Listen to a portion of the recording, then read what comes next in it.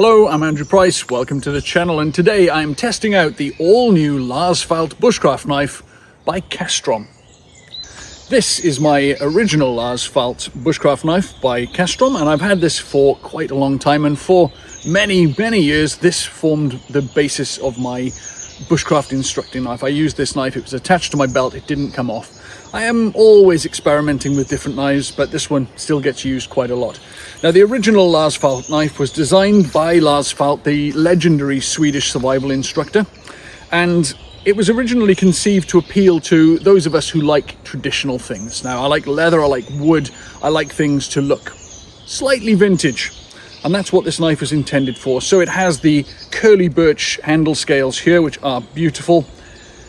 The sheath that it comes with is this one, which is full grain leather, and it is made with Toughness steel, which is a stainless steel.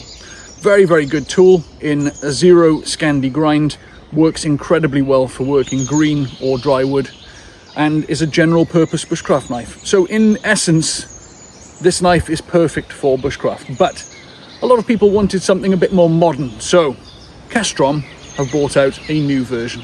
This is the latest version of the Lars Fält bushcraft knife, which is very similar to the original. The only major differences are the handle material. The original was curly birch, beautiful wood. This is Canvas Micarta. Now, Canvas Micarta is essentially an inert material. It can't absorb moisture. It's very easy to clean, requires almost no maintenance, feels really good in the hand, very tactile, and maybe the occasional wipe down if it gets dirty, but other than that, it doesn't need any looking after. The other major difference is in the choice of steel. The original was Toughness steel. This one is A8 mod, which is a very tough steel designed for robust outdoor use. Another significant difference is the choice of sheath. The original was 3mm leather, very traditional looking. This is European Kydex. Now, the design of this is very much focused on the practicality. It has this gutter right down the center here, which is very wide and allows water to drain out, but it's also wide enough to allow a brush to be pushed into there to clean it. So if you've used it to butcher a deer, something like that, put your knife away, you might want to give that a really good scrub, and this sheath will allow you to do that. It also has these holes here, which can be used to attach an optional fire steel holder, and you have a removable leather loop at the back here, and that's allowed to pivot, so it sits on the belt very comfortably. So other than the fact that this is incredibly practical, really well designed on a purely practical level, I think it's ugly as sin, but it works. So that's the main thing, and that's what this knife is designed for, to be a genuinely practical bushcraft knife. And here we have the spec. The overall length is 23 centimeters, a blade length of 11.5 centimeters, and the handle length is exactly the same, 11.5 centimeters. The blade width is 29mm, and the blade thickness is 4mm. Now that we have the specs out the way, let's see what this knife can do. If I could sum up this knife in one word, it would be toughness. That A8 mod steel is designed for toughness primarily. Now, if we compare it with the Toughness steel of the original, this won't hold an edge quite as well as the Sleipner, but it is much easier to sharpen, and I think that's a decent trade-off. The other thing is they have very comparable stain resistance properties, so that part of it is pretty much equal, and Casstrom use a cryogenic heat treating process on all their blades, so that improves the toughness even further. So in essence, this knife should take all the battering we're going to give it today. Now, if you're judging and wondering why I'm cutting down this small tree, I just need to explain. If you look behind me, I'm in a very dense piece of forestry, and it hasn't been managed properly for about 30 years. So what I'm doing is managing this little piece of woodland, clearing a lot of the small trees away, which allows more sunlight to reach the forest floor. That encourages the growth of wildflowers, which is great for bees and other biodiversity. So by cutting down this one small tree, it's actually helping the overall health of the woodland. So before you put all that hate into the comments, just bear that in mind. With that out of the way, it's time to get to work. This knife comes with a very fine zero Scandi grind, which is susceptible to damage because it's so fine. So what Casstrom recommend is, if you're going to use this for very hard batoning, that sort of use, you should put a secondary bevel on it. So just put a slight convex right close to the edge, and that will give it more edge resistance. Now, I haven't done that, but I'm still going to batten with it anyway. Okay, so I'm going to fell this small tree using a baton technique. So I'm going to just take a slice out here.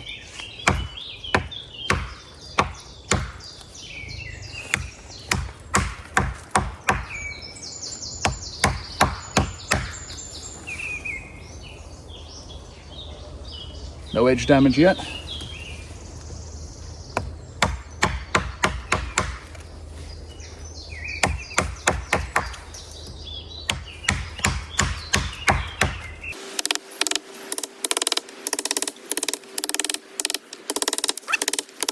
It's a knife.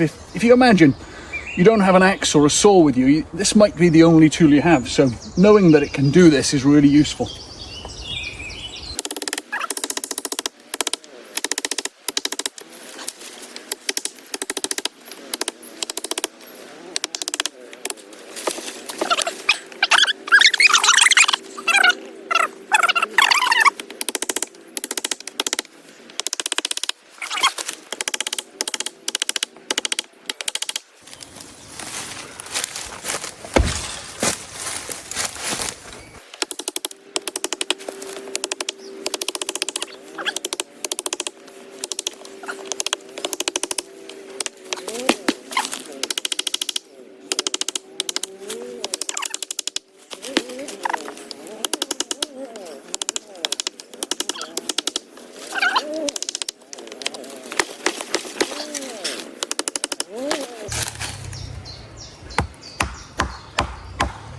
Yes!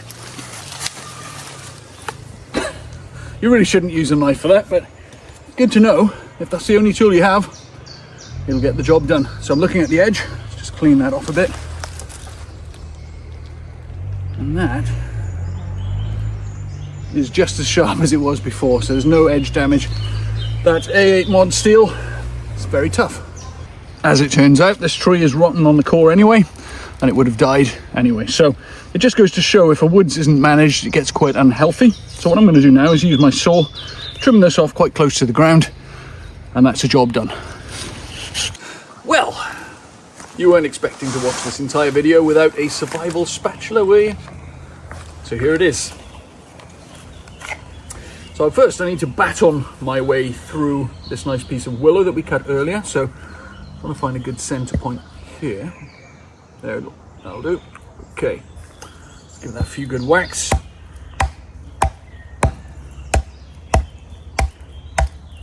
This is one of the bigger knives in the Casstrom range, or longer bladed knives, so it is very suitable for this type of splitting. I'm going to split this down again.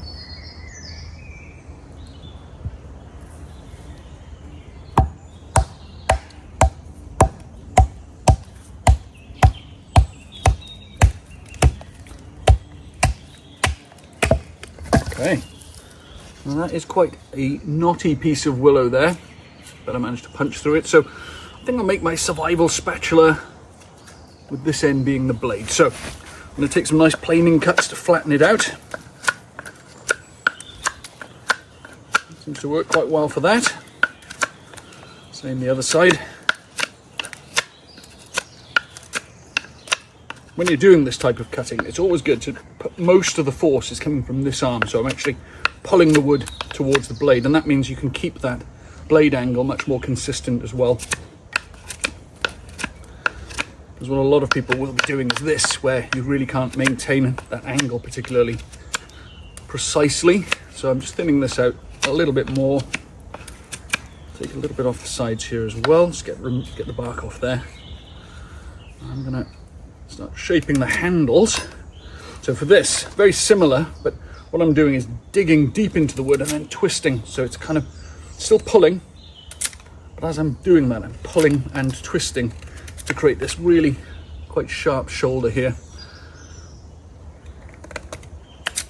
Okay, it's looking good.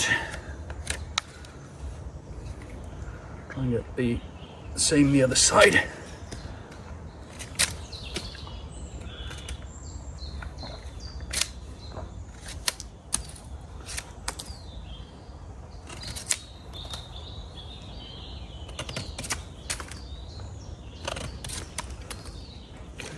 take those sharp edges off. Now for the finer detail of this, what I'm going to do is put the handle end of my spatula against my chest, and then I'll use this technique, which allows me to make very, very controlled cuts into here. Same the other side. But I'm not pulling the blade towards myself. What I'm doing is pushing, using my thumb to support it, and then pushing with those fingers. So it is a very controlled and very safe technique, despite how it might look. Just round off the handle a bit.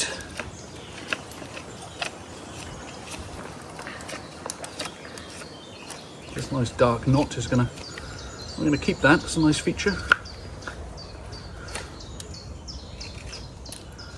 A lot of people feel when they're working with wood that they have to get rid of knots and imperfections, but I kind of like to keep them in as much as possible because it is a natural material and that's all part of its charm.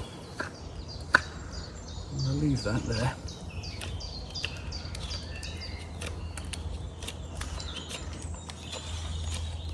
This zero Scandi grind works very well for this type of work, very detailed carving work.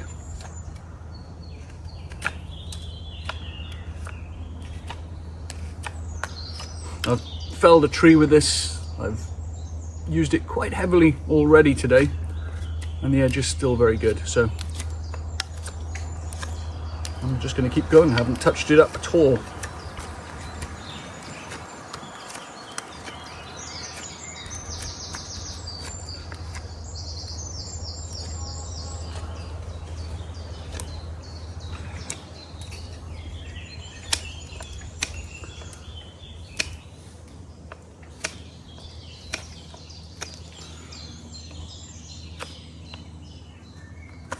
This chest lever technique is great. If you want to remove a lot of material very accurately, you can get in very close and see exactly what you're doing. And then another technique uses both thumbs, which really allows you to control that blade very effectively. And take some more planing cuts off the top here.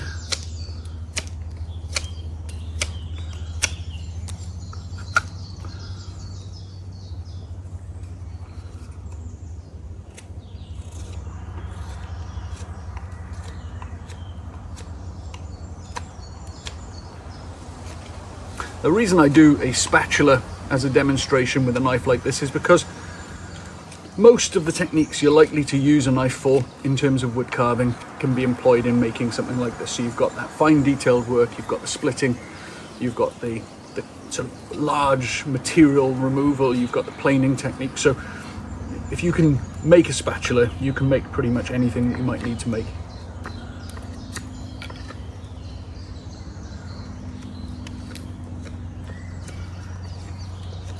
And as I said before, the ability to flip an egg in a survival situation is essential. Well, I like to laugh anyway. See the eye rolling emoji going on in the background there. Okay, so that's looking quite spatula-esque. Is that a word?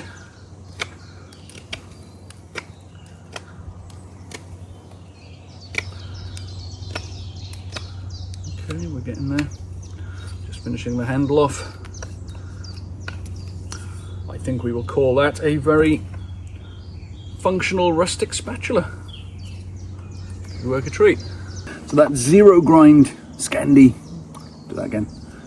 Now that zero Scandi grind is very, very fine and perfect for feather sticks. So despite the fact I've used this to chop down a tree and a fair amount of fairly heavy carving work, it's still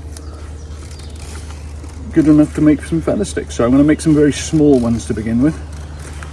And this knee brace technique is great for holding that knife steady while you make those cuts. So I'm just going to do some very fine ones to begin with. I haven't removed the bark from this, so it's going to be a little bit fragile to begin with.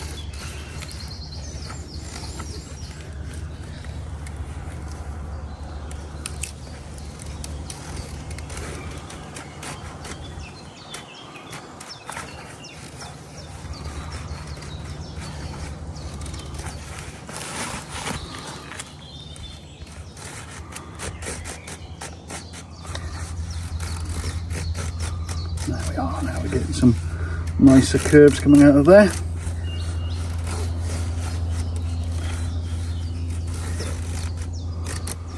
So with feather sticks, it's all about changing angle. So each cut is a slightly different angle to the one before it. So they all end at a different point. Don't panic if some of them fall off. You can still use them.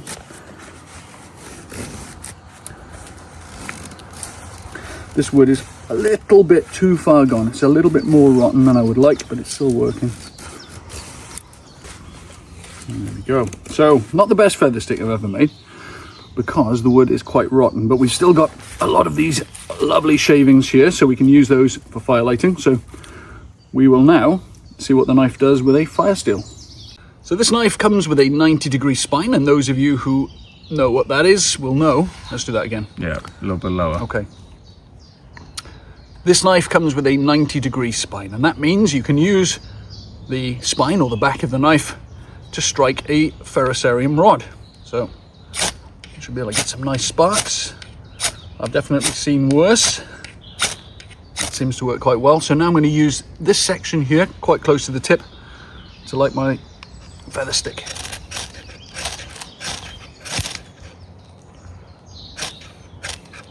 Here we go.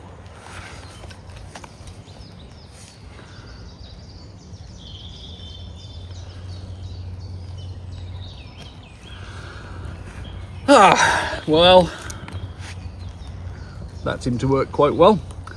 Now this is the Lars Fält Casstrom knife, the newer version with the Canvas Micarta handle, and I've put it through its paces. I've chopped a tree down with it, I've split some wood, made a survival spatula, made a feather stick, and it works very well with the fire steel. So in conclusion, I would say this is an excellent production knife. The only thing I didn't particularly like is the look of the sheath, and that's down to aesthetics. So that's just me. I like old school things. But if you wanted a good knife that won't let you down, you won't go far wrong with this one.